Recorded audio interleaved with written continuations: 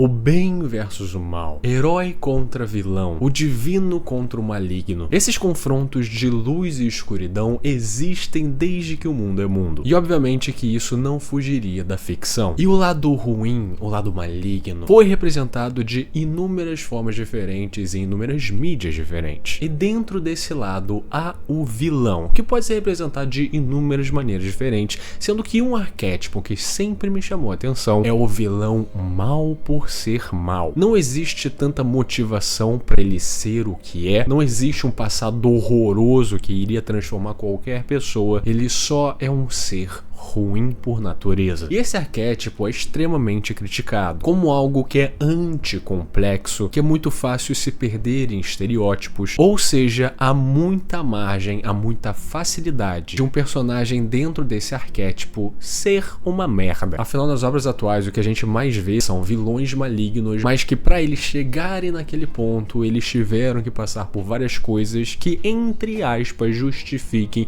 o ponto que ele chegou. Mas isso não se aplica para um dos personagens mais icônicos da história dos animes e mangás, simplesmente o vilão que conseguiu ser mais famoso do que qualquer protagonista, o icônico e fabuloso Dio Brando, que pra mim é a perfeita representação do mal por ser mal. E hoje iremos falar dessa maldade e como Hirohiko Araki conseguiu transformar um personagem que seria um arquétipo superficial em algo que definiu sua obra e sua mitologia. Há muito tempo atrás eu fiz um vídeo, Dio Brando, o vilão onipresente. É um vídeo que eu não recomendo você ver e que inclusive eu tenho a vontade de refazer em algum momento, mas não tem jeito, eu não me canso de falar de Dio Brando. E pra fazer isso, esse vídeo terá spoilers da parte 1 à parte 6, então esteja avisado. Começaremos do começo com a icônica Phantom Blood, a primeira parte de Jojo lançada dos mangás em 1987 e que só foi ser adaptada para anime em 2012. Antes de conhecermos o Dio Brando, conhecemos o pai dele, o Dario Brando. Esse personagem é muito importante pra gente entender um pouco como o Dio funciona. Ele é um homem detestável, alcoólatra, feio, sujo, mas pela graça do destino ele testemunha um acidente de carruagem. Parece ser uma carruagem aristocrata da nobreza inglesa, e quando ele vai saquear os cadáveres, o aristocrata que ele achava estar morto, um homem chamado George Joestar, na verdade tá vivo, e confunde Dario fuxicando ele com ele tentando salvá-lo, e confunde o seu ladrão com o seu salvador, dizendo que agora está em uma eterna dívida com esse homem. Dario aceita a mudança da maré e entra nesse jogo de realmente se vender como o salvador do Joestar, mostrando a sua sorte, que é um traço bem forte na família Brando. Inclusive, essa mulher que tá junto com o Dario, ela não é a mãe do Dio, ela é uma mulher aleatória que estava acompanhando o Dario nas empreitadas dele. E esse evento da carruagem marca o início dos caminhos cruzados entre a família Joestar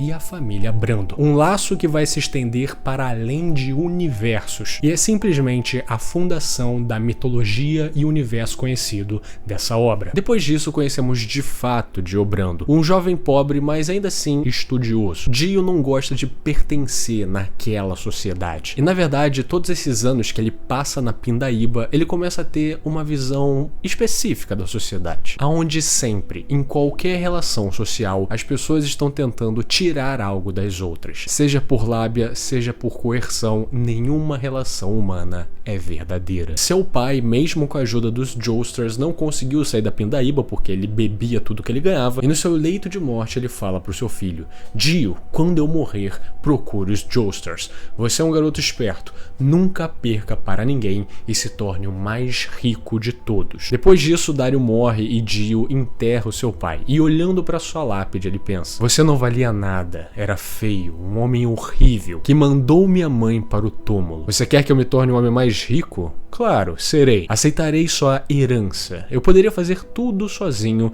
mas vou usar todo mundo que eu puder. Irei deixar os Joestars sem dinheiro e nunca perderei pra ninguém. Esse quadro é importante porque mostra quem o Dio é de fato. Ele é o mal por ser mal, uma criatura tão vil que até mesmo cospe na lápide de seu próprio pai. Mas esse quadro também revela o resquício de humanidade que Dio tem no seu âmago, que é a sua mãe, com ele culpando seu pai pela morte parte da mesma, mostrando que ele se importava com ela. Talvez fosse a única pessoa nesse mundo que Dio amou e se sentiu amado. E considerando que para Dio as relações humanas são baseadas em trapaças e todo mundo tentando ficar acima do outro, a única relação verdadeira de fato era dele com sua mãe. Uma relação que eu nutro com a mulher que me pariu. Ou seja, com ninguém mais nesse mundo eu vou ter a mesma relação. É impossível. Logo vou obedecer às regras do jogo e também usar o mundo ao meu bel prazer. Dio vai para a mansão dos Joestars e lá ele chega daquela maneira icônica que todo mundo conhece. E o Dio é um completo babaca, ele chuta o cachorro do Jonathan e logo depois o mangá nos oferece um quadro que mostra esse clichê do mal contra o bem, com o Jonathan não acreditando na maldade desse rapaz que foi capaz de chutar um cachorro e Dio pensando, então esse é o filho único de Joestar, o Jojo, o Jonathan. Irei torturar ele psicologicamente até ele não aguentar mais. E depois disso, tomaria o lugar dele na família Joestar. Mostrando até nessa versão colorida oficial, né, o quadro do Jonathan com cores vibrantes, cores quentes, e ele com a emoção flor da pele, e Dio ali embaixo com as cores no fundo sendo roxo, tons frios, e ele pensando de maneira igualmente fria e psicopata o que ele vai fazer com esse moleque. Esse quadro marca a rivalidade desses dois, que vai se estender pela parte inteira, além de mostrar que Dio não tem interesse nenhum em ser acolhido como um filho e ter a relação de família com a família Joestar. Como eu disse antes, para Dio, a única forma dele experienciar esse sentimento era com a sua mãe, que já morreu por causa do seu pai aparentemente. Então foda-se que essa família quer me ajudar e eles me adotaram depois da morte do meu pai, eu irei usá-los da forma que eu quiser. Porque se eu der mole e me acomodar, eles farão o mesmo comigo. Enfim, temos um timeskip de 7 anos que vemos que aparentemente Dio e Jonathan estão muito bem, viraram amigos, até mesmo irmãos ali, né? Dio aceitando sua condição de irmão adotado e realmente tratando tudo e sendo tratado como família. Mas na verdade, por baixo dos panos, Dio estava envenenando o acamado George Joestar. E Jonathan percebe, pegando a carta de Dario Brando, que os sintomas de Dario são iguais ao que o seu pai está passando agora. Ele junta as duas coisas e descobre que Dio, que estava se fazendo do bom moço, do irmão legal, na verdade estava envenenando George. Jonathan acusa ele, enfia porrada nele e Dio foge. Então nós vemos Dio Brando cambaleando pela cidade, completamente embriagado, e é interessante esse quadro aqui para mostrar que até um gatinho que estava ali tranquilo, na presença de Dio Brando, ele foge, né? Mostrando que ele é essa figura, que os seres simples, né, movidos por instinto, não gostam da presença desse ser humano. E ele pensa consigo mesmo, álcool, não consigo parar de beber. Eu me odeio por fazer algo que meu inútil pai fazia. De novo vemos essa questão do daddy issues do Dio Brando. Ele não querendo de forma alguma ter alguma característica que lembre seu pai, mas ele não consegue. E é na sua fraqueza, sem as máscaras que ele usa no dia a dia, que ele vê que na verdade ele é bastante parecido com o homem que ele rejeita. Dio acaba esbarrando nos caras e então eles começam a brigar. Dio estoura a garrafa na cara de um malandro e então, retirando uma máscara de pedra de sua roupa, ele diz que essa é uma boa oportunidade para eu testar meu plano para matar Jonathan. É o seguinte, Jojo é muito famoso por todas suas partes deles darem bastante ênfase a um objeto específico. E na parte 1 é essa misteriosa máscara de pedra, aparentemente uma relíquia muito antiga, usada em rituais tribais e que o Jonathan e o Dio sempre tiveram interesse. E o Jonathan tinha descoberto que sangue reage com essa máscara e Dio via potencial nela. Ele então coloca a máscara num dos caras que estava brigando com ele e com ela reagindo ao sangue, ela crava na cabeça do cara e começa a brilhar. O cara cai no chão e Dio acha que é só uma máscara de tortura antiga, então para testar se ele tá vivo ou morto, ele dá uma bicuda na cara desse malandro, mostrando que ele realmente não se importa com nada. Vendo que tudo isso foi um fracasso, ele pega essa cartola e tá indo embora,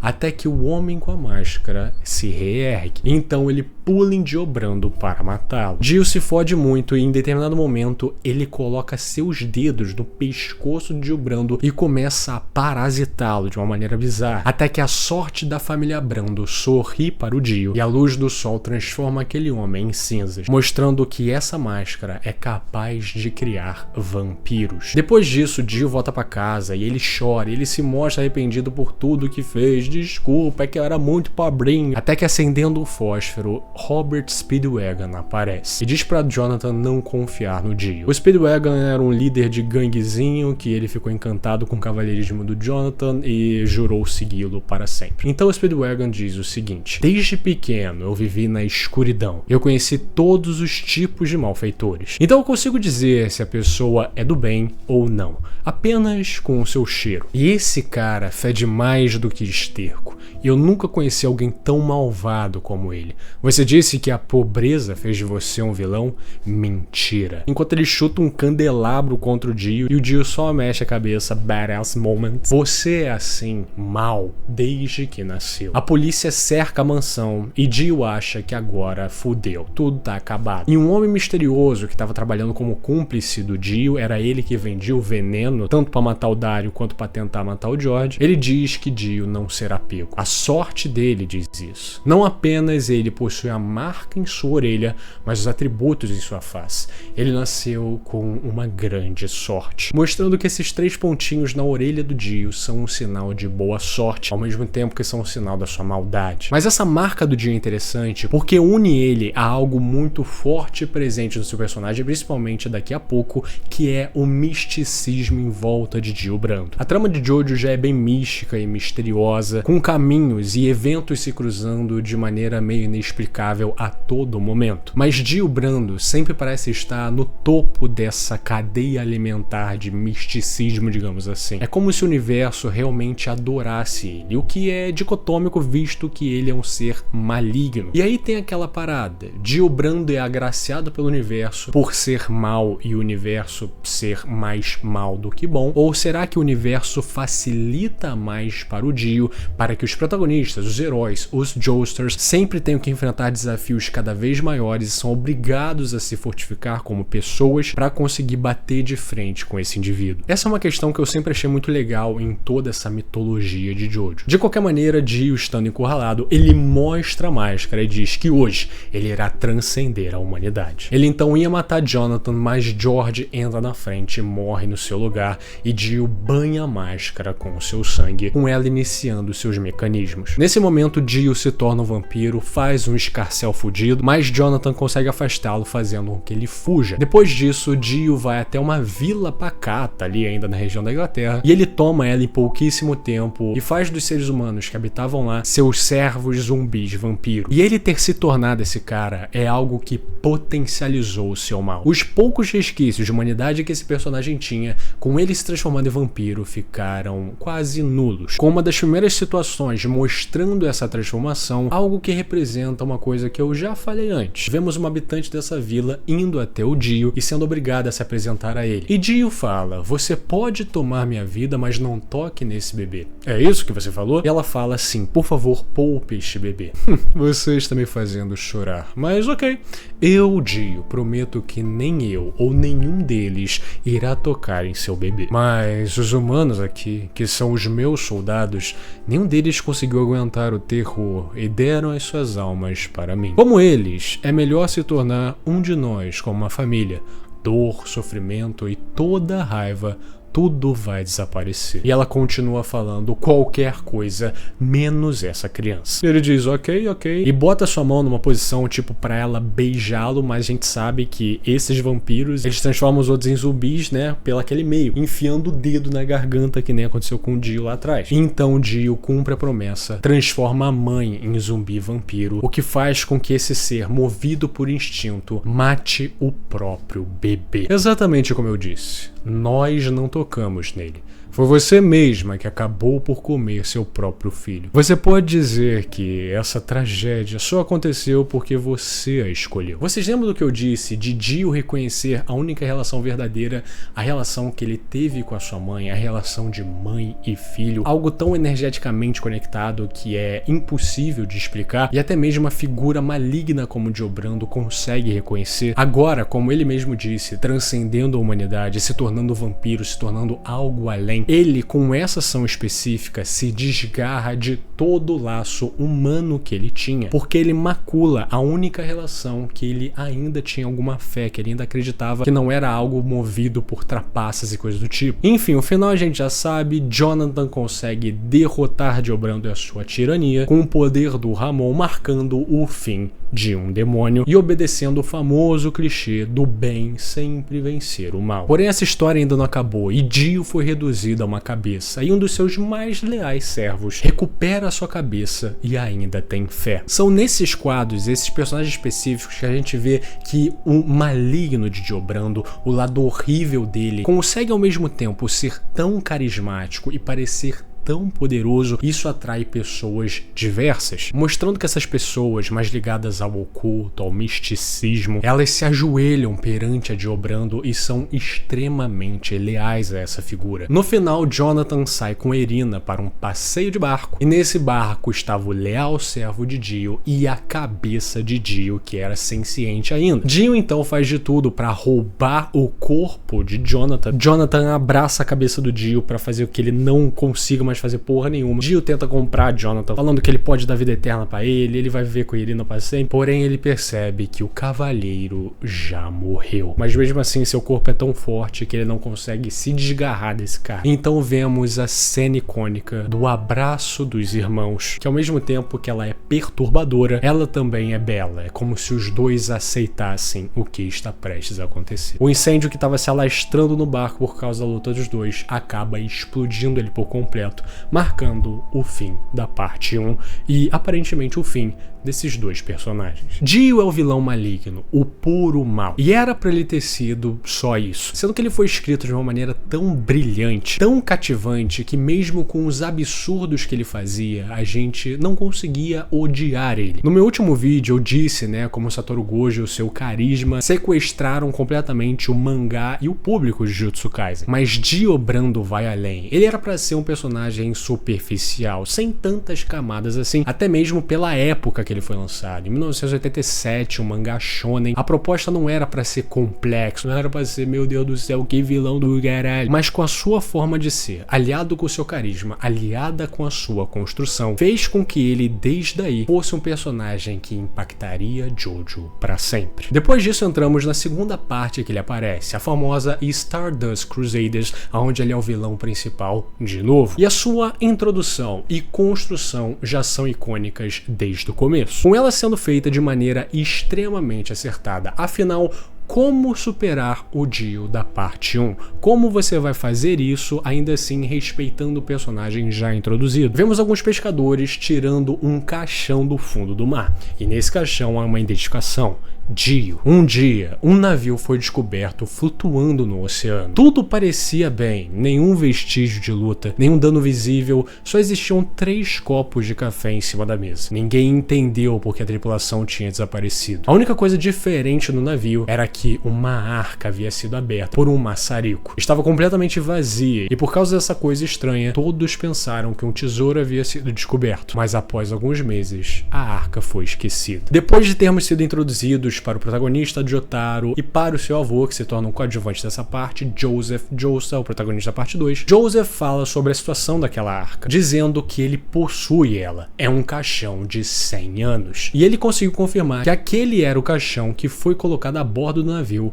onde seu tataravô, Jonathan Joestar, morreu. A pessoa que estava naquele caixão é simplesmente a maldade personificada. Seu nome é Dio, um homem que estava dormindo por um século e que estamos destinados a enfrentar. Logo depois, Joseph usa seu stand para conseguir mostrar uma foto pro Jotaro, a foto que selará seu destino, com ele dizendo que todo Joestar tem uma marca de nascença, uma estrela que aparece na parte de baixo do pescoço, no trapézio, digamos assim, e na foto em questão vemos Diobrando com a sua cabeça conectada no corpo de Jonathan Joestar, mostrando que todo aquele final da parte 1, aparentemente Dio foi bem sucedido. sucedido e conseguiu roubar o corpo de seu irmão. Isso era para ser um plot que talvez cagaria a obra inteira, porque é muito difícil acreditar que depois daquela situação o Dio conseguiu formar seu plano, conseguiu roubar o corpo do Jonathan naquela putaria toda, naquela explosão, o barco afundando, mas pelo fato de ser Dio Brando, a gente aceita. E por causa da sua construção nessa parte, a gente não só vai aceitar, como também vai achar crível essa situação, e eu daqui a pouco vou te provar. Porque depois dessa foto ser revelada, a gente vê o homem. Tive a sensação de que tinha alguém me observando. Um descendente de Jonathan. Esse corpo está mandando algum tipo de sinal espiritual para os descendentes dele. Isso é o destino, eu acho. Um destino que preciso me libertar. Uma ligação que preciso me livrar. Mas eu já fiz alguns arranjos. Com ele andando no lugar bizarro depois de ter matado uma mulher. O novo poder adquirido pelo corpo de Jonathan, o Stand. O Stand também tem influência no corpo de seus descendentes. Vantagens e desvantagens são dois lados da mesma moeda. É como é. Eu devo matar eles. A família de Jonathan deve ser eliminada. Com ele mandando a minha pose preferida, extremamente icônica pra caralho, e revelando que é por culpa de Dio Brando de ter ativado os stands no corpo do Jonathan que faz toda a família Joestar ativar stands também, como por exemplo na mãe do Jotaro, que não aguenta a pressão do stand e se torna o principal motivador pra ele, derrotar o Dio o mais rápido possível, mostrando que desde sempre é a sua ambição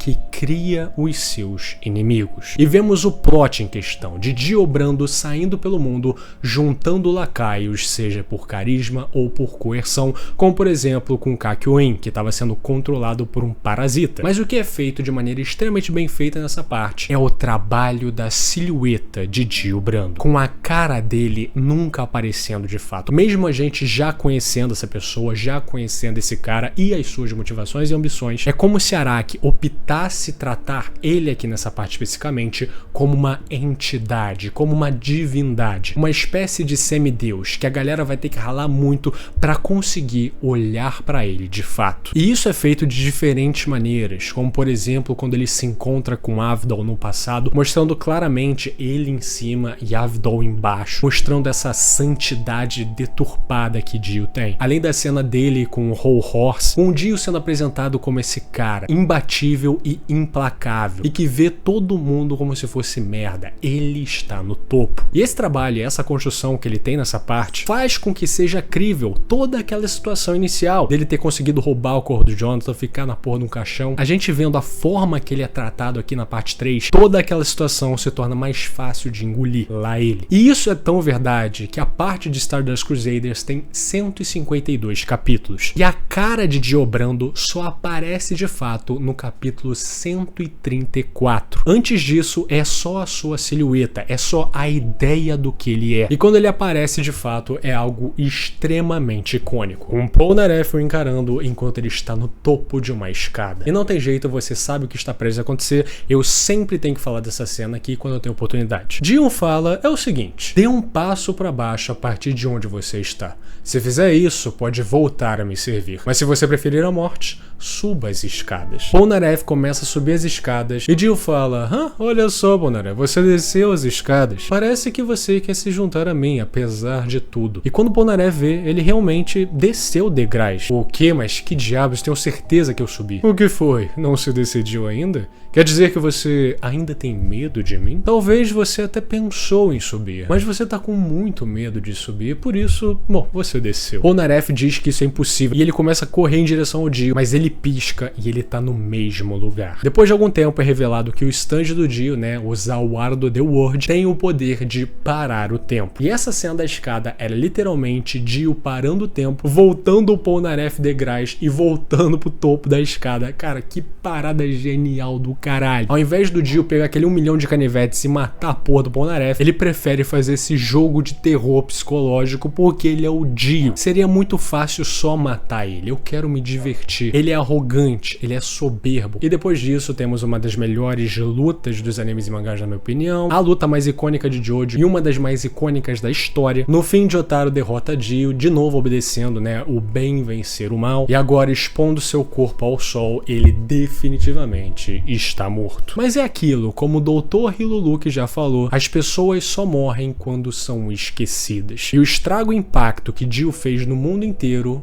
com certeza não vai ser esquecido tão cedo, porque no fim do dia, o mal de verdade, ele sempre permanece. Para existir o bem, tem que existir o mal. E a maldade de Dio Brando é uma que criou raízes fundas no universo de Jojo. Como, por exemplo, os seus filhos, na qual deles, Giorno Giovanna é o protagonista da parte 5 e seus outros filhos são antagonistas secundários da parte 6. E na parte 4, por exemplo, quando Dio desperta stands no corpo do Jonathan, o Josuke sofre o mesmo que a mãe do Jotaro, né? Afinal, ele era uma criancinha e não ia tancar a pressão do stand. E com a sua mãe levando ele muito doente ao hospital, o carro dela empaca e um misterioso homem ajuda. Homem esse que tem aquele cabelo ridículo. E esse homem mudou a vida do Josuke e a sua personalidade, fazendo a parte 4 ser completamente diferente por causa disso. E na parte 6 é o momento onde o impacto do Dio é o mais direto, já que Enrico Pucci, o padre, o grande vilão, ele faz tudo para seguir o plano de Dio Brando, né, o seu namorado. E não me vê com essa de que, ai, não é namorado não, eles nunca foram mostrados se beijando. Camarada, eu não preciso ver eles se beijando, que eu tenho a certeza que eles se comeram. E a forma como o Pucci encontra o Dio eu sempre acho bem engraçado, porque o Dio é um literal demônio, né, um ser das trevas horrível,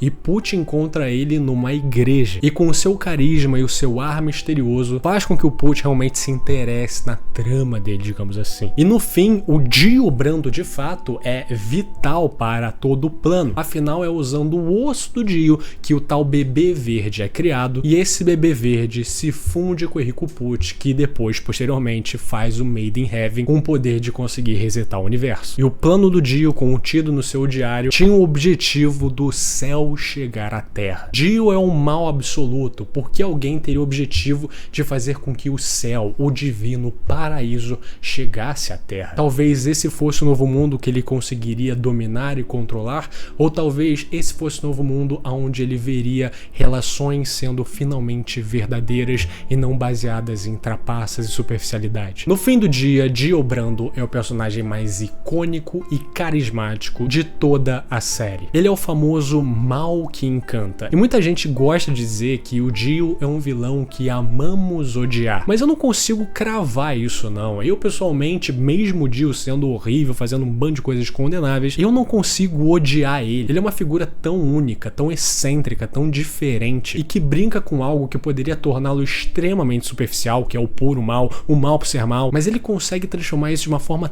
tão foda, tanto na primeira parte, quanto o que ele se torna depois, na parte 3 e com o seu legado. Um personagem que tá entremeado em toda a mitologia Jojo, que se torna até onipresente por causa disso. Ele representa o fato que o mal estabelece raízes, impacta simplesmente tudo e não acaba. É por isso que existe uma luta eterna e espiritual dos Joestars contra os Brando. E toda essa questão é uma quebra absurda de paradigma, porque a gente sempre vai pensar na esperança, no bem maior, no bem que impacta, no bem que muda, mas a vontade e a ambição do Dio representa o contrário. É a maldade que permanece, e que muitas vezes essa maldade é necessária para a gente entender o que é o bem de fato, o que é bom de fato. E isso é simplesmente feito de maneira brilhante com esse personagem, sendo muito difícil você conseguir colocar tanta responsabilidade em um personagem específico, ainda mais um vilão. Se Jojo é o que é hoje, é por causa de Dio Brando. Se você chegou até aqui, meu muito obrigado. Lembre-se sempre, curta, comenta, compartilhe e se inscreva no canal, isso me ajuda demais. Se tiver pelo celular, dê uma hypada pra me ajudar. Um agradecimento especial para Guilherme Paiva, Alisson Rodrigues, Atum Zambolini, Guaxinim Gamer, Bruno Arela, Rian Charles, Buruburu, O Gugas, Guilherme Xavier, Arroz Carilli, Vanilson Silva, Retroblade, Bigode Orei, Maria, Gustavo Onden, Matheus Santos, meu nome é Jorge, João Pedro, João Oben, Vinícius Lopes, Pedro Junqueira, Pedro Corredora PL, Rafa Branco Júnior, Gabriel Franco, João Vitor, Volknar, Minha Esposa Gostosa, Rena Correia, Tico Mia, Paulo Vitor, Abroba, Rian Benedito, Hipnos 11, Ibura, Davi Martins, Carlos Moreira, TH Júnior, O Indialogável, Toggers, Fábio Luiz, Meramente Eu, Entrou o Sabonete no Buraco Peru, Victor Moser, Gian, Daniel Montanha, Guilherme Xavier, Gusto, Tinguelke, Fiat Paul Todo Fudido, Worth, Lobinho,